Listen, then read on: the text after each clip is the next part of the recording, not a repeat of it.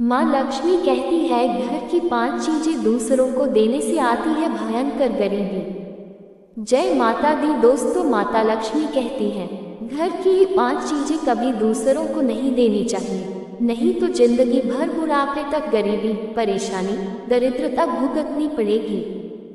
जिंदगी भर दुख के सिवा कुछ नहीं मिलेगा। हम भी अपने घर की ये चीज किसी को नहीं देते, आप भी कभी मत देना। हम आपकी भलाई के लिए बता रहे। आज का वीडियो सुंदर है, जरूर देखें। आज हम आपको माँ लक्ष्मी की एक प्राचीन कथा सुनाने जा रहे हैं। इस कथा के माध्यम से आपको पता चल जाएगा कि एक स्त्री को अपने घर की कौन सी चीजें दूसरों को नहीं देनी चाहिए। जो भी स्त्री ये चीजें दूसरों को दे देती है, माँ लक्ष्मी उसके घर को छोड़कर चली जाती है। इसलिए दोस्तों, आप इस कथा को पूरा जरूर सुने, क्योंकि आधा अधूरा ज्ञान घातक होता है। माँ लक्ष्मी उसकी झोली खुशियों से भर देती है। तो चलिए बिना देरी के आपको वह प्राचीन कथा सुनाते हैं। दोस्तों, पूर्व काल की बात है। मध्य देश में एक अत्यंत शोभायमान नगरी थी। उस नगरी में एक सुकन्या नाम की स्त्री अपने पति और सास ससुर के साथ निवास करती थी। सुकन्या एक पतिव्रता नारी थी जो सत्य धर्म का पालन करने में तत्पर और गृह कार्य में दक्ष थी। सुकन्या का स्वभाव अत्यंत दयालु था। वह सदैव दूसरों की सहायता किया करती थी। सुकन्या का पति संजय एक वैश्य था। उसकी अनाज की एक दुकान थी। वह बाजार में लोगों की जरूरत की चीजें बेचा करता था। सुकन्या अपने पति से बहुत अधिक प्रेम करती थी। वह अपने पति को ही परमेश्वर मानकर उसकी सेवा करती थी। सुकन्या नित्य पति से पहले जागती थी, अपने घर के आंगन को स्वच्छ करती थी, फिर रंगोली बनाकर आंगन की सजावट करती थी। उसके बाद वह अपने घर को स्वच्छ करती, फिर स्नान आदि कार्य संपन्न करके वह तुलसी को जल देती थी और देवी देवताओं का पूजन करती थी। इस प्रकार से वह रोज अपने नित्य कर्म करती थी। सुकन्या ने कभी किसी का अनादर नहीं किया। वह सभी के साथ मधुर वाणी में बातें करती थी। सभी लोग सुकन्या को देखकर कहने लगे थे कि यह तो साक्षात लक्ष्मी के समान गुणों वाली स्त्री है। यह अपने परिवार का कितने अच्छे से ख्याल रखती है। इसके अलावा सुकन्या दान धर्म करते समय कभी अपने हाथ पीछे नहीं खींचती थी।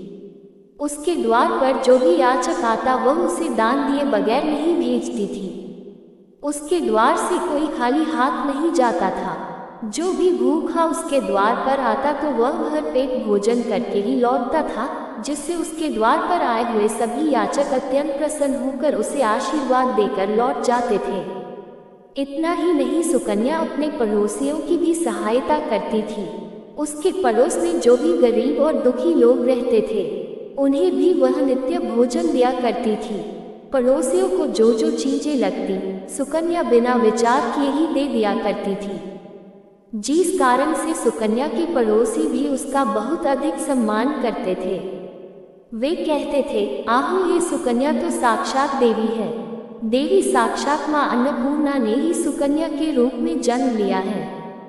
लोग जब भी सुकन्या की प्रशंसा करते तो वे सभी उसके विषय में अच्छी बातें ही कहते, लेकिन लोगों की बातें सुनकर भी सुकन्या ने कभी घमंड नहीं किया। वह उन सभी से आदर और सम्मान से ही बातें किया करती थी। फिर एक दिन की बात है, सुकन्या की एक पड़ोसन उसके घर पर आती है। सुकन्या उसका स्वागत करती है और बड़े प्रेम से उसे कहती है, हे बहन, हमारे घर में तुम्हारा स्वागत है।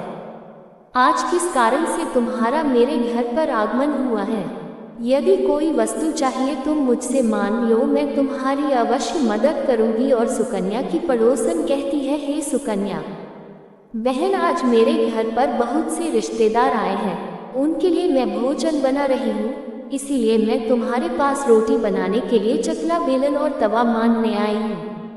यदि तुम कुछ समय के लिए मुझे चकला बेलन और तवा दे दोगी तो बड़ी कृपा होगी। मैं काम हो जाने के बाद तुम्हें जल्दी ही लौटा दूंगी। सुकन्या कहती है, हे बहन, इसमें क्या बड़ी बात है? अभी मुझे चकला बेलन की आवश्यकता नहीं है, इसीलिए तुम मेरा चकला बेलन और तवा ले जा सकती हो। रुको, मैं अभी तुम्हें ला कर देती हूँ। फिर सुकन्या रसोई घर में जाती है और रसोई घर से चकला, बेलन और तवा लाकर उस पड़ोसन को देती है। तब पड़ोसन कहती है, हे बहन, तुम्हारा बहुत बहुत धन्यवाद, आज तुमने मेरा काम सफल कर दिया। मैं अपने मेहमानों को भोजन कराकर तुम्हारा चकला बेलन जल्दी से लौटा देती हूँ। सुकन्या कहती है, हे बहन, चिंता की कोई बात नहीं है। जब तुम्हारा कार्य पूर्ण हो जाएगा तब तुम मुझे लौटा देना। फिर वह पड़ोसन सुकन्या का चकला, बेलन और तवा लेकर चली जाती है। कुछ समय बाद अन्य एक स्त्री सुकन्या के घर पर आती है। सुकन्या उसका भी प्रेम से स्वागत करती है और पूछती है, पधारो बहन, आज तुम्हें मुझसे क्या काम है? मैं तुम्हारी मदद जरूर करूंगी। तब वह स्त्री कहती है, हे बहन, मेरे घर में बहुत गंदगी हो गई है और मेरे घर को साफ करने के लिए मेरे पास कुछ भी नहीं है, इसलिए मैं तुम्हारे पास झाड़ू मारने के लिए आई हूँ। यदि तुम्हें कोई समस्या ना हो तो कृपा करके मुझे अपने घर की झाड़ू दे दो, मैं अपना घर साफ करके तुम्हें झाड़ू लौटा दूंगी। सुकन्या बिना विचार किए ही कहती है, हे बहन, बस झाड़ू ही तो है, इसमें क्या समस्या हो सकती है? तुम रुको, अभी मैं तुम्हें अपने घर की झाड़ू लाकर देती हूँ। इतना कहकर सुकन्या घर के अंदर जाती है और झाड़ू लेकर आती है और उस स्त्री को दे देती है। वह स्त्री सुकन्या के घर की झाड़ू लेकर चली जाती है। फिर कुछ देर बाद अन्य एक स्त्री सुकन्या के घर पर आती है। सुकन्या उसका भी बड़े प्रेम से स्वागत करती है। सुकन्या कहती है, पधारो बहन, क्या बात है, आज मेरे घर पर किस कारण से आना हुआ? तुम्हें जो कुछ भी चाहिए निसंकोच होकर कहो, मैं तुम्हारी सहायता करने का प्रयास अवश्य करूंगी। तब वह स्त्री कहती है, हे सुकन्या बहन, तुम बड़ी दयालु हो। मैंने तुम्हारे बारे में बहुत सुना है और तुम सभी की मदद करती रहती हो, इसलिए मैं तुम्हारे पास एक छोटी सी मदद मांगने के लिए आई हूँ। सुकन्या कहती है, हे बहन, संकोच ना करो, तुम्हें जो कुछ भी चाहिए मांग लो, यदि मेरे बस में होगा तो मैं मना नहीं करूँगी, मैं तुम्हारी सहायता अवश्य करूँगी। तब वह स्त्री कहती है, हे सुकन्या बहन, आज मेरी बेटी को देखने के लिए लड़के वाले आ रहे हैं, इसलिए मैं चिंता में हूँ। मेरे पास पहनने के लिए एक भी गहना नहीं है, तो मैं अपनी बेटी को क्या दूँ? उसके पास पहनने के लिए अच्छे वस्त्र भी नहीं है, इसलिए कृपा करके मुझे आप थोड़े गहने और वस्त्र उधार में दे दीजिए। केवल एक दिन के लिए, जब लड़के वाले देखकर चले जाएंगे तो मैं तुम्हारे गहने लौटा दूंगी। उस पड़ोसन की बात सुनकर सुकन्या कहती है, बस इतनी सी बात है बहन, तुम चिंता मत करो, तुम्हारी पुत्री मेरी छोटी बहन के जैसी है, उसकी सहायता मैं अवश्य करूंगी। मैं अभी तुम्हें मेरे गहने और साड़ी देती हूँ, जिसे पहनकर तुम्हारी पुत्री राजकुमारी लगेंगी। फिर सुकन्या अंदर जाती है, गहने और साड़ी लेकर आती है और उस पड़ोसन को दे देती है। वह पड़ोसन प्रसन्न होकर सुकन्या के गहने और साड़ी लेकर चली जाती है। फिर शाम हो जाती है और अन्य एक पड़ोसन सुकन्या के घर पर आती है। सुकन्या उसका भी बड़े प्रेम से स्वागत करती है और कहती है, पधारो बहन, आज किस कारण से मेरे घर पर आना हुआ? बताओ, मैं तुम्हारी किस प्रकार से सहायता कर सकती हूँ? तुम्हें जो कुछ चाहिए निसंकोच होकर कहो, मैं तुम्हारी मदद जरूर करूँगी। वो पड़ोसन कहती है, हे सुकन्या बहन, तुम बड़ी दयालु हो और तुम सभी की मदद करती हो, इसलिए मैं तुम्हारे पास आई हूँ। मेरा बच्चा भूखा है और उसे पिलाने के लिए दूध नहीं है, इसलिए मैं तुम्हारे पास दूध मांगने के लिए आई थी। अगर थोड़ा सा दूध मिल जाता तो बड़ी कृपा होती। और सुकन्या कहती है, अरे बहन, इसमें कौन सी बड़ी बात है, लो अभी मैं तुम्हें दूध दे देती हूँ। सुकन्या रसोई घर में जाती है और थोड़ा सा दूध लेकर आती है और उस पड़ोसन को दे देती है। वह पड़ोसन प्रसन्नता से उस दूध को लेकर चली जाती है। इस प्रकार से सुकन्या अपने सभी पड़ोसियों की मदद कर देती है और प्रसन्न होकर घर का काम करने में लग जाती है। फिर रात होते ही उसका पति घर पर लौट आता है। सुकन्या अपने पति को प्रणाम करती है और उसकी खूब सेवा करती है। रात को दोनों पति पत्नी आनंद से सो जाते हैं। फिर दूसरे दिन वे जागते हैं तो उन्हें एक बहुत ही बुरी खबर कानों पर पड़ती है। ये एक आदमी दौड़ते हुए सुकन्या के घर पर आता है और सुकन्या के पति से कहता है, हे भाई, कल रात को किसी ने आपकी दुकान लूट ली है, सारा माल गायब है। सुकन्या का पति एकदम से घबरा जाता है और दौड़ते हुए अपनी दुकान पर जाता है तो देखता है उसका सारा माल किसी ने लूट लिया है। वह देखता है कि उसकी दुकान में रखा हुआ सारा धन भी चोरी हो चुका है। वह दुखी और निराश होकर घर पर लौटता है और सुकन्या को सारी बात बताता है, जिसे सुनकर सुकन्या बहुत दुखी हो जाती है। सुकन्या कहती है, आप चिंता न कीजिए जी, हमारे घर में अभी बहुत सारा धन रखा हुआ है जिससे आप फिर से व्यापार शुरू कर सकते हैं। फिर सुकन्या अपने घर की तिजोरी में देखती है तो वह भी पूरी तरह खाली दिखाई देती है। उसके अंदर का भी सारा माल अब चोरी हो चुका था। ये देखकर सुकन्या बहुत दुखी हो जाती है। उसे समझ में नहीं आता कि यह कैसे हुआ। सुकन्या का पति उस पर बहुत क्रोधित हो जाता है और पूछता है, सुकन्या सच सच बताओ, हमारे घर के अंदर रखा हुआ सारा पैसा कहाँ गया? सुकन्या कहती है, हे स्वामी, मैं घर पर ही थी, सारा धन तिजोरी में ही था, किसने इसे चुरा लिया पता नहीं, कृपया आप शांत हो जाए, हम कोई ना कोई उपाय जरूर ढूंढ लेंगे। सुकन्या का पति कहता है, ये जो तुम दूसरे लोगों को घर पर बुलाकर खिलाती हो, अनजान लोगों को घर में बुलाती हो, उसी का फल है ये। उन्हीं में से किसी ने हमारे घर का सारा पैसा चुरा लिया है। क्रोध में आकर सुकन्या का पति उसे भला बुरा कहता है। फिर सुकन्या की सास भी उसे बहुत कोसती है और कहती है, तुम ही इन पड़ोसियों को घर की चीजें देती रहती हो, बिना सोचे किसी की भी मदद कर देती हो। उन्हीं में से किसी ने सारा पैसा चुरा लिया है। घर के सभी लोग सुकन्या को भला बुरा कहने लगते हैं। फिर सुकन्या अपने पति को दिलासा देते हुए कहती है, हे नाथ, मैंने मेरे कुछ गहने हमारी पड़ोसन को दिए हैं, मैं उसके पास से गहने लेकर वापस आती हूँ। फिर सुकन्या उस गरीब पड़ोसन के घर पर जाती है तो देखती है उसके घर पर कोई नहीं होता है। वह स्त्री भी घर छोड़कर सुकन्या के गहने लेकर भाग गई होती है। सुकन्या निराश होकर घर पर लौटती है और अपने पति को सारी बात बता देती है। सुकन्या की बात सुनकर उसका पति आग बबूला हो जाता है और सुकन्या को भला बुरा कहने लगता है। सुकन्या का पति कहता है, हे सुकन्या, तुम बड़ी मूर्ख हो, तुम्हारे ही कारण हमारा सारा धन वैभव चला गया है। तुम्हारे दान देने की आदत के कारण ही हमारे ऊपर ये मुसीबत आन पड़ी है। अब तू इस घर में नहीं रह सकती, तू अभी इसी क्षण इस घर को छोड़कर चली जा। सुकन्या कहती है, हे नाथ, आपके सिवा मेरा इस दुनिया में कोई नहीं है, मैं आपको छोड़कर कहाँ जाऊँ? सुकन्या का पति कहता है, तू कहीं पर भी जा, लेकिन अब इस घर में तू नहीं रह सकती।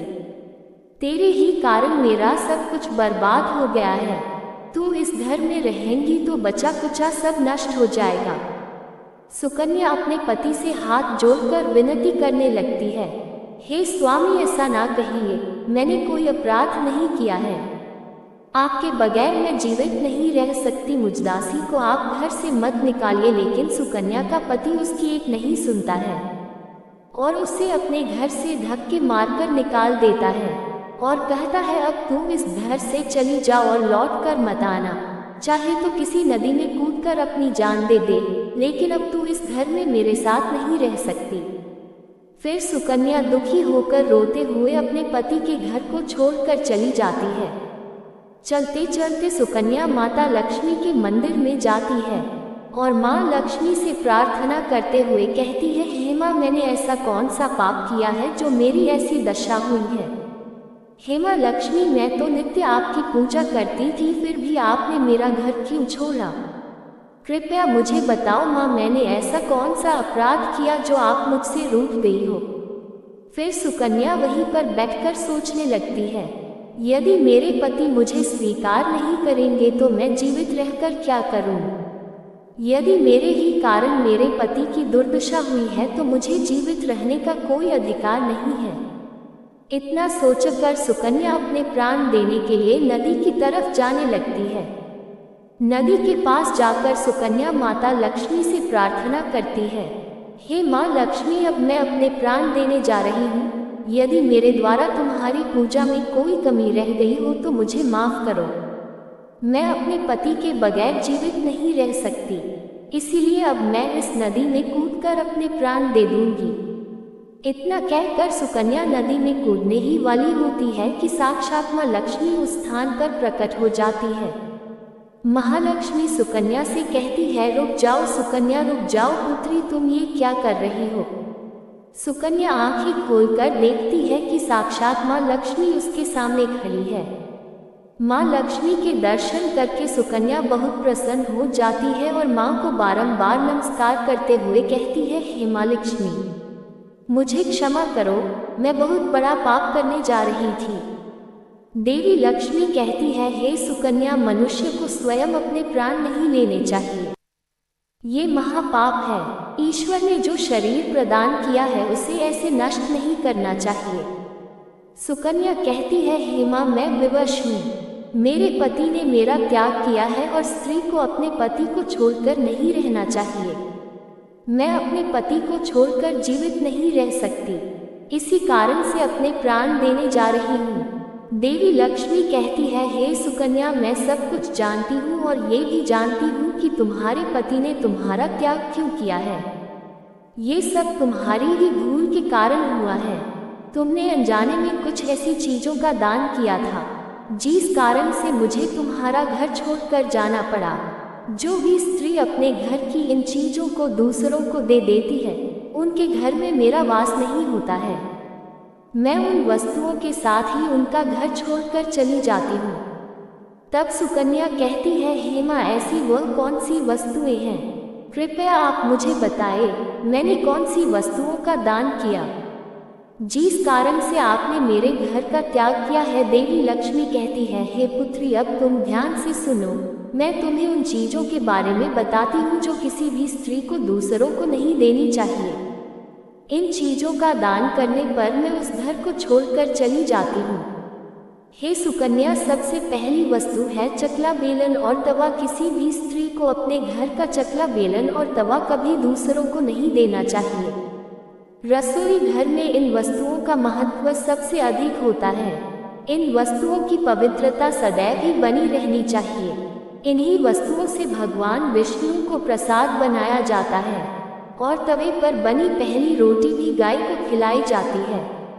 इसीलिए इन वस्तुओं को हमेशा स्वच्छ और शुद्ध रखना चाहिए। दूसरों को देने पर ये अपवित्र हो सकती है और फिर इनका उपयोग करना अशुभ फल प्रदान करता है। इसीलिए सुकन्या, तुमने अपने रसोई घर का चकला बेलन और तवा अपनी पड़ोसन को देखकर पहली सबसे बड़ी भूल की है। आगे माँ लक्ष्मी कहती है, हे सुकन्या, अब तुम दूसरी वस्तु के विषय में सुनो। तुमने अपनी पड़ोसन को अपने घर में रखी हुई झाड़ू ही दे दी। जिस वस्तु में मेरा सदैव वास होता है, जो वस्तु मुझे सबसे अधिक प्रिय है, तुमने उसे ही दूसरे को दे दिया, तो फिर मैं तुम्हारे घर में कैसे ठहरती। हे सुकन्या, जो स्त्री अपने घर की झाड़ू दूसरों को दे देती है, मैं उसके घर को त्याग देती हूँ। झाड़ू से घर की स्वच्छता की जाती है और जहाँ पर स्वच्छता होती है उस स्थान पर मेरा वास होता है, ध्यान में रखना। सुकन्या, घर में झाड़ू को हमेशा छिपा कर रखना चाहिए। झाड़ू पर बाहरी व्यक्ति की दृष्टि भी नहीं पड़नी चाहिए। झाड़ू एक अत्यंत पवित्र वस्तु है, इसे पैर नहीं लगाना चाहिए और इससे कभी विष्टा आदि प्रकार की गंध की साफ नहीं करनी चाहिए। माँ लक्ष्मी कहती है, हे सुकन्या, अब तुम तीसरी वस्तु के विषय में सुनो जो एक स्त्री को कभी दूसरों को नहीं देनी चाहिए। वह वस्तु है आभूषण। एक स्त्री को अपने आभूषण कभी अन्य महिला को नहीं देने चाहिए। मैं सदैव ही आभूषणों में वास करती हूँ। स्त्री के 16 श्रृंगार में गहनों का बहुत अधिक महत्व होता है। एक विवाहित स्त्री को अपने आभूषण कभी अन्य स्त्री को पहनने के लिए नहीं देने चाहिए। जो स्त्री अपने आभूषण अन्य स्त्रियों को देती है, उसके जीवन में दुर्भाग्य आता है। हे सुकन्या, अब मैं तुम्हें चौथी वस्तु के विषय में बताती हूँ। किसी भी मनुष्य को शाम हो जाने के बाद कभी सफेद रंग की वस्तुओं का दान नहीं करना चाहिए, किंतु तुमने शाम के समय दूध का दान किया था। शाम को दूध का दान करने से जीवन में दुर्भाग्य आता है। शाम को सफेद रंग की चीजें दान करने से मनुष्य के जीवन में अशुभ काल आता है। माँ लक्ष्मी कहती है, हे सुकन्या, अब मैंने तुम्हें उन सभी वस्तुओं के बारे में बता दिया है जिनका कभी दान नहीं करना चाहिए। ये वस्तुएं कभी दूसरों को उधार में अथवा उपयोग के लिए नहीं देनी चाहिए। सुकन्या कहती है, हे माँ लक्ष्मी, मुझसे बड़ी भूल हो गई। मैं इन बातों से अनजान थी, कृपया मुझे क्षमा करो और अब मुझे प्रायश्चित करने का उपाय बताओ। देवी लक्ष्मी कहती है, हे सुकन्या, तुमने प्रायश्चित पहले ही कर लिया है, इसीलिए अब तुम अपने घर पर लौट जाओ। मैं तुम्हें तुम्हारा संपूर्ण वैभव और धन संपत्ति लौटा देती हूँ। इतना कहकर माँ लक्ष्मी उस स्थान से अंतर्ध्यान हो जाती है। फिर सुकन्या भी माँ लक्ष्मी को धन्यवाद करती है और उस स्थान से घर की तरफ जाने लगती है। तभी उसका पति ढूंढते हुए उसी की तरफ आ रहा होता है। वो सुकन्या के पास आकर उससे क्षमा मांगता है और कहता है, हे सुकन्या, मुझे माफ करो, मैंने तुम्हें बहुत भला बुरा कहा था। तुम तो साक्षात देवी के समान हो। माँ लक्ष्मी की कृपा से हमें अपना सारा धन वैभव वापस मिल गया है। जिन लोगों ने हमारा धन लूटा था, उन सभी ने हमारा धन हमें लौटा दिया और तुम्हारा नाम लेते हुए क्षमा मांग ली है। ये सुनकर सुकन्या बहुत प्रसन्न होती है और अपने पति के साथ घर पर लौट जाती है। माँ लक्ष्मी की कृपा से सुकन्या के घर में फिर से सुख समृद्धि आती है और उसके बाद से सुकन्या ने अपने घर की ये 4 चीजें कभी दूसरों को नहीं दी। दोस्तों, उम्मीद है आपको ये कथा पसंद आई होगी। वीडियो को लाइक जरूर करें और कमेंट में जय माँ लक्ष्मी जरूर लिखें। धन्यवाद। राधे राधे।